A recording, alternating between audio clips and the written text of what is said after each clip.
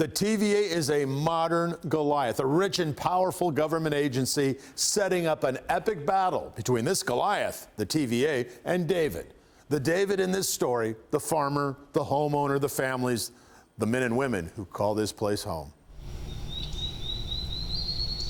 The plan for this mammoth TVA methane plant is like a lot of giant government projects, almost too big to fully grasp at first. 14 turbine units, 10 acres of lithium battery storage tanks, miles and miles of transmission lines, of pipeline manipulated underneath pristine streams and a federally protected creek. 900 megawatts of power, whatever that means. All kinds of engineering issues with their two-dimensional solutions revealed in blueprints and clever models. That's one way to look at it. They propose to come to the left of this largest tree. That is not how George Wade looks at it. He looks at it from his front porch. His yard is ground zero of this massive project. And they're proposing to spend your money on running over 8 miles of high-volume, high-pressure methane gas pipelines, requiring a 240-foot borehole to get under Spring Creek. Look at Spring Creek, right out of Tom Sawyer, beautiful and wild and pristine. There are century farms here and new families and schools and 467 homes. And most of all, a lifestyle. People who said, I found what I was looking for, this is it. In general, the wildlife, the creeks, the beauty of this area that there's no reason to despoil. If you're looking for the support for this project, you will have to leave Cheatham County. We found not one soul. Cheatham County Mayor Kerry McCarver. It's been incredible. We first heard about this, I turned to the county attorney and I said, how do we stop it? He called me back within 20 minutes and says, you don't stop it, it's TVA. And it's kind of like been that from the get-go. And nobody holds them accountable. Nobody's in a position to hold them accountable except Congress. State Senator Kerry Roberts can't believe the TVA chose this site. The TVA owns 293,000 acres in Tennessee, having infrastructure already in nearby Humphreys County. Why would you do something that's inherently industrial and not put it where there's any existing infrastructure? So you're creating conflict with a neighborhood, you're creating conflict with environmentalists, you're creating conflict with farmers, you're creating conflict with county officials that appreciate the rural aspect of their county and love the appearance of it. It's like picking a lot of fights that you don't need to be picking. To me, it just looks like a public relations disaster. Why Cheatham County? Why is Cheatham County the right place for a 900 megawatt methane gas plant?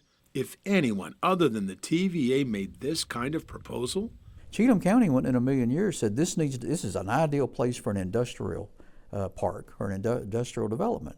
If somebody privately had come in here, they would have had to go, if they wanted to get that 280 acres, they'd have to come through the planning and zoning. And planning and zoning, not in a million years, would go, oh, that's ideal for that. It's kind of like been dropped on us out of nowhere, and there's no recourse. So why then did the TVA choose this site? So we are constantly looking all across our 7-state region for places that might work for generation. We purchased this 280-acre property in Cheatham County in 2020 on the open market with the idea that we might need to do something there because, as you probably know, the region as a whole and Middle Tennessee in particular is growing 2-3 times the national average. An answer, but not a direct answer. Who doesn't want this TVA generation site in Cheatham County?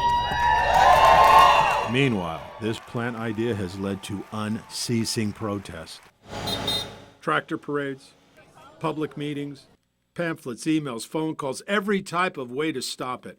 No support, total opposition.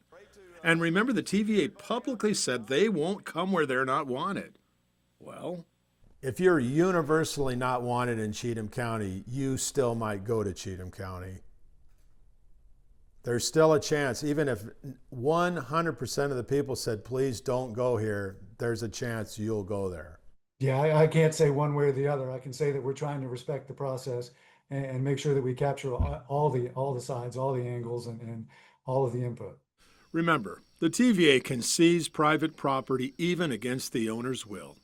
The TVA has vast financial resources for legal fights. George Wade thinks only the president has a big enough slingshot to down this project. What I want to have happen is a rational, reasonable approach to this that is commanded by probably the one human being on this earth that has the authority to make them be honest, to evaluate properly, deeply evaluate the correct alternatives to this, and to stop this project.